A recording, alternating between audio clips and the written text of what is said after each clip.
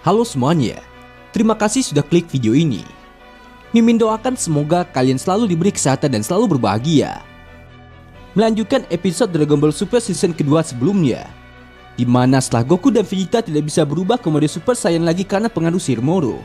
Akhirnya Merus dan Jaco juga datang membantu mereka untuk menghadapi para tahanan yang kabur dari penjara galaksi.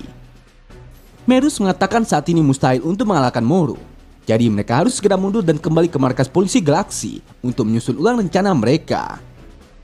Namun ketika Daikaio sudah lebih dulu menggunakan teleportasi instannya untuk pergi bersama SK, Vegeta yang kesal malah menolak untuk pergi dengan teleportasi instan milik Goku, karena mulai dari sini dia akan berpisah dengan mereka. Bagi Vegeta, mereka para Saiyan adalah bangsa pejuang yang unggul dalam hal kekuatan fisik. Jadi alih-alih pergi dari sana dengan teleportasi instan, di sini Vegeta pun malah lebih memilih untuk terbang ke pesawat polisi galaksi, hingga membuat Goku dan yang lainnya terpaksa pergi tanpa Vegeta. Sementara di saat Goku dan semuanya sudah sampai di markas polisi galaksi, atau lebih tepatnya di ruang mandi sang raja galaksi, Shin pun kembali berganti ke sisi Vegeta yang meminta kepada agen Iriko untuk membukakan pintu pesawatnya.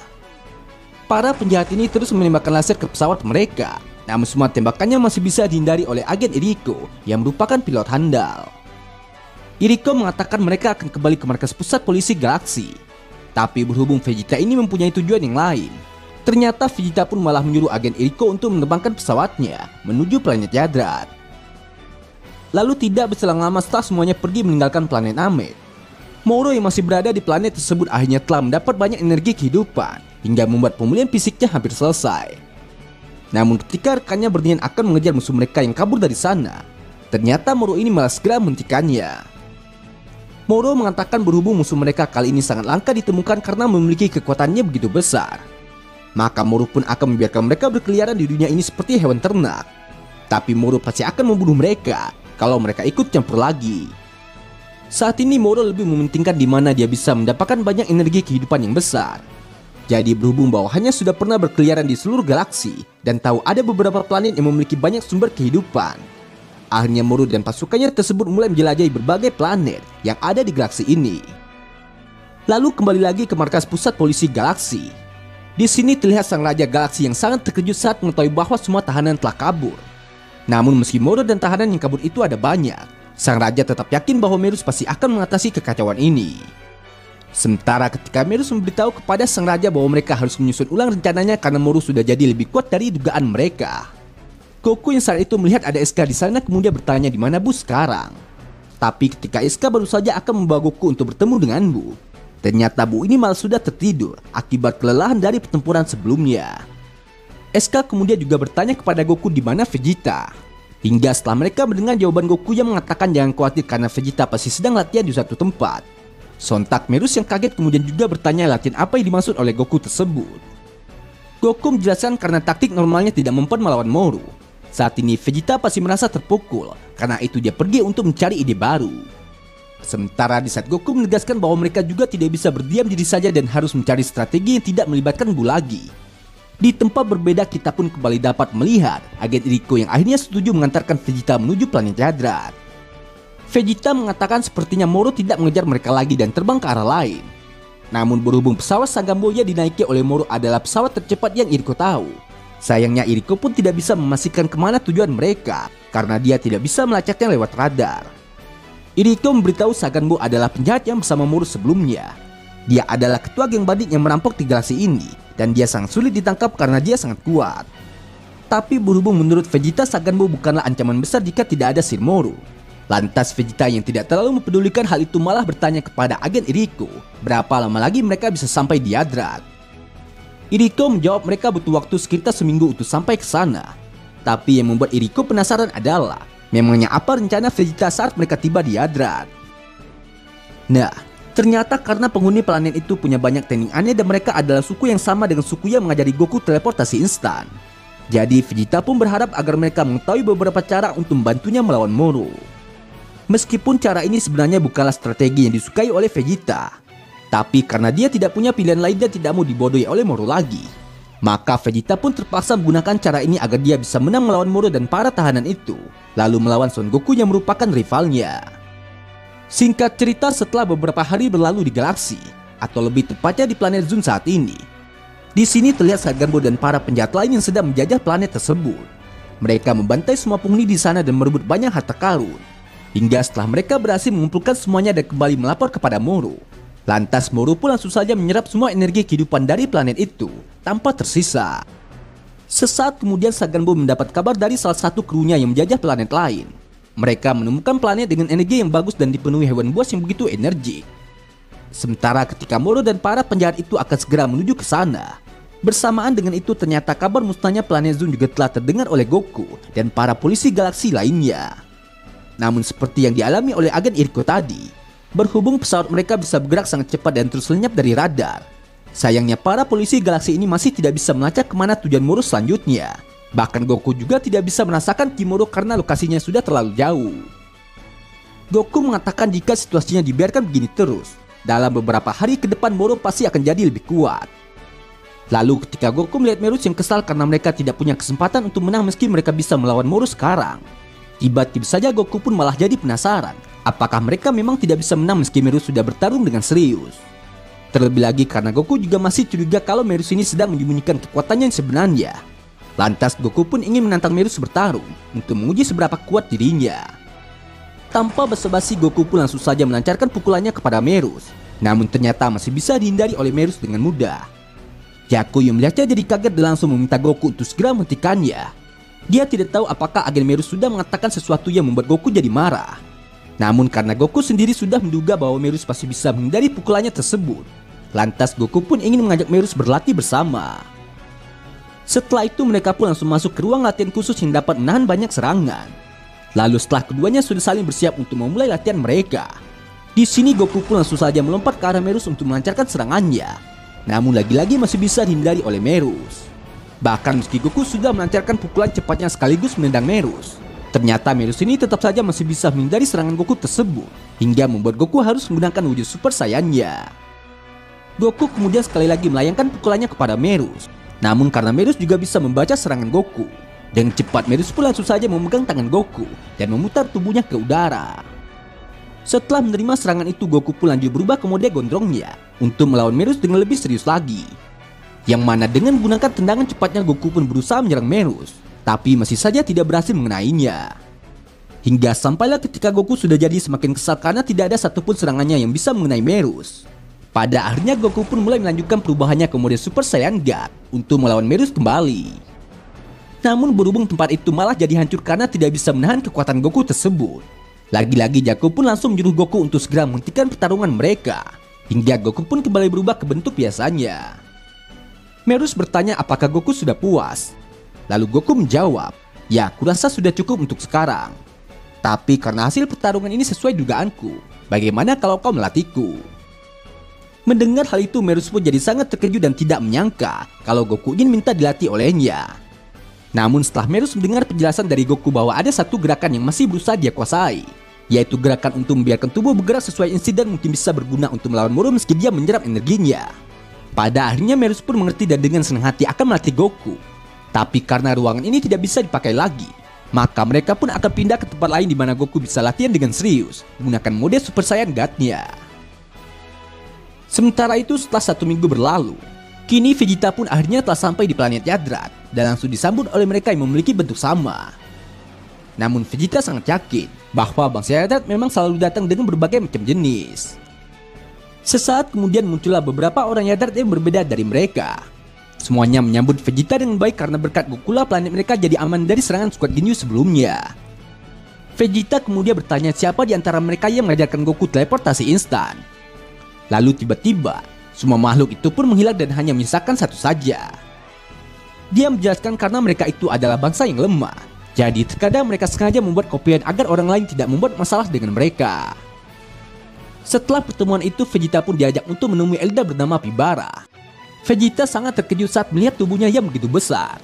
Tapi meski begitu, Pibara adalah makhluk yang telah mengajarkan Goku teleportasi instan.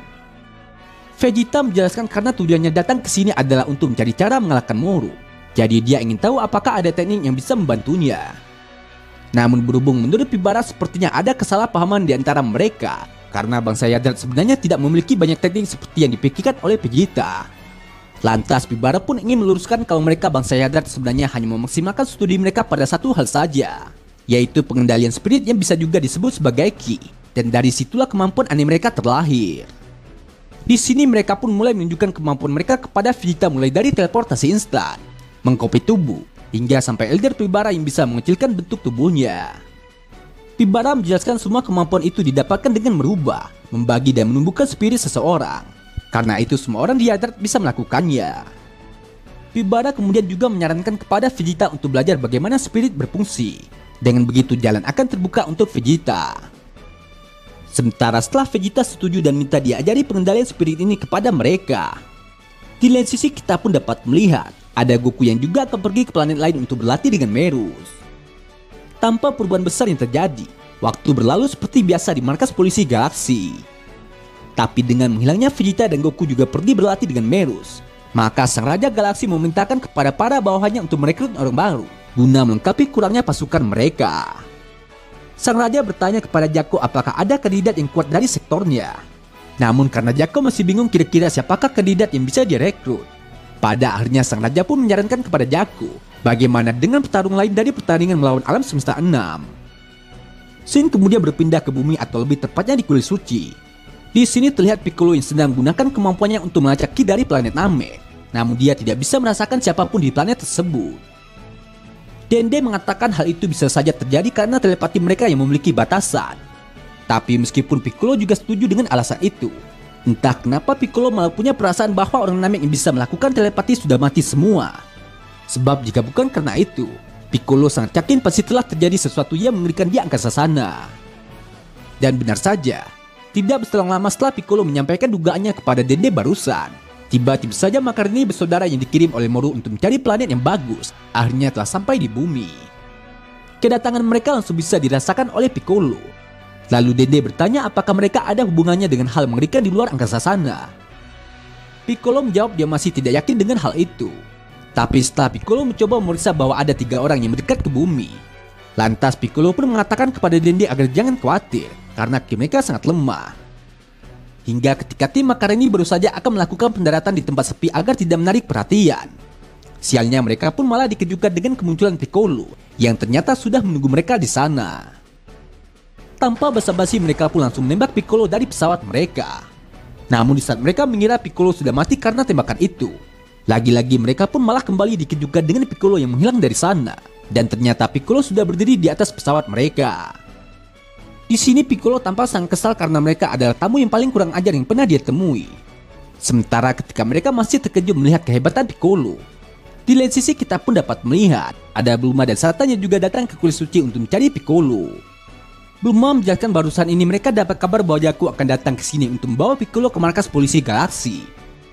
Namun ketika Dende meminta Bulma untuk menceritakan semua yang dia tahu mengenai apa yang terjadi, lantas Bulma pun malah mengajak Dende untuk menanyakannya secara langsung kepada Jaco saja. Lalu kembali lagi ke tempat Piccolo yang sedang berhadapan dengan tim Makarni. Di sini terlihat ada salah satu dari mereka yang mencoba menyerang Piccolo. Namun Piccolo masih bisa menghindarinya dengan mudah. Bahkan meski mereka sudah menyerang Piccolo dengan Blue Aurum yang bisa meledak seperti bom, lalu ada juga yang bersiap untuk menangkap Piccolo dengan tangan elastisnya. Naasnya serangan mereka itu masih saja tidak berdampak kepada Piccolo. Dan justru Piccolo lah yang berhasil menangkap mereka, lalu melemparkannya ke bebatuan. Dari kejadian ini sontak telah membuat mereka jadi sangat ketakutan dan juga terheran. Sebenarnya ada apa dengan planet ini? Dan bagaimana bisa ini menjadi rumah bagi makhluk Squardia? Selanjutnya setelah Jaco menceritakan kepada semuanya lewat alat komunikator bahwa planet Namek beserta isinya sudah musnah. Dan tragedi yang sama juga terjadi pada planet lain. Sontak Dende pun jadi merasa sangat sedih saat mendengar kejadian mengerikan itu. Jaco mengatakan selain mengajak Piccolo mungkin dia juga butuh bantuan dari Gohan, Krillin dan juga Tenshinhan. Jaco memberitahu mereka agar tetap waspada karena makhluk di bumi akan sangat menggiurkan bagi Moro untuk dia lahap. Terlebih lagi karena Moro juga telah mengirimkan banyak anak buahnya yang masing-masing beranggotakan 2-3 orang ke segala penjuru galaksi untuk menemukan planet incarannya. Maka Moro pun pasti akan langsung melahap planet tersebut saat dia menemukannya. Mendengar hal itu sontak Dende pun langsung teringat dengan 3 orang penyusup yang sedang dilawan oleh Piccolo saat ini. Yang mana setelah Piccolo berhasil menangkap mereka semua, Piccolo pun bertanya apakah mereka ada hubungannya dengan apa yang terjadi di luar angkasa.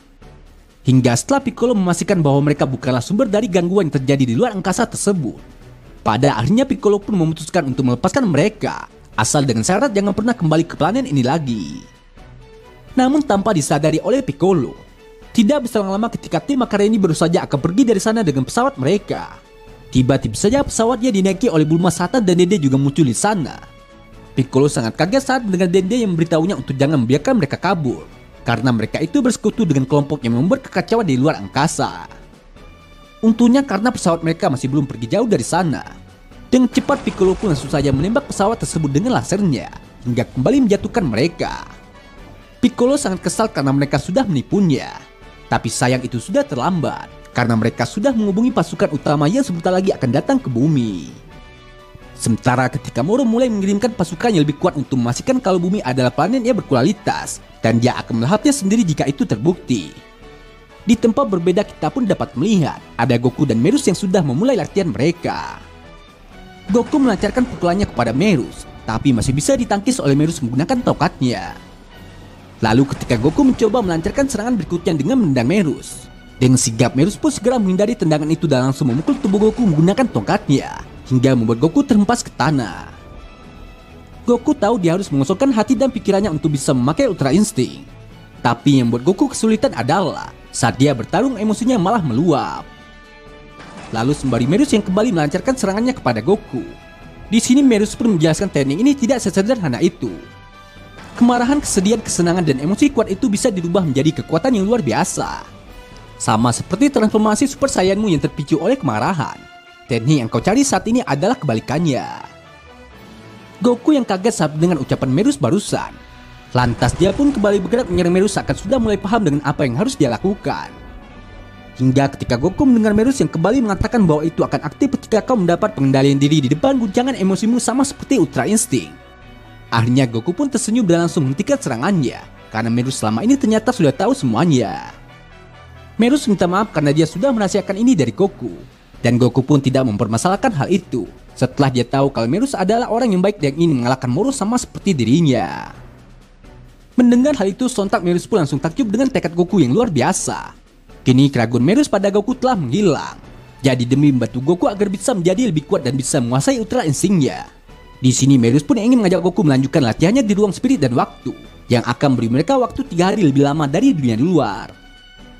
Di samping itu selain penambahan waktunya akan sangat membantu, yang terpenting bagi Merus ruangan ini tersegel dari dunia luar, hingga dia bisa melepaskan kekuatan penuhnya tanpa diketahui seorang pun.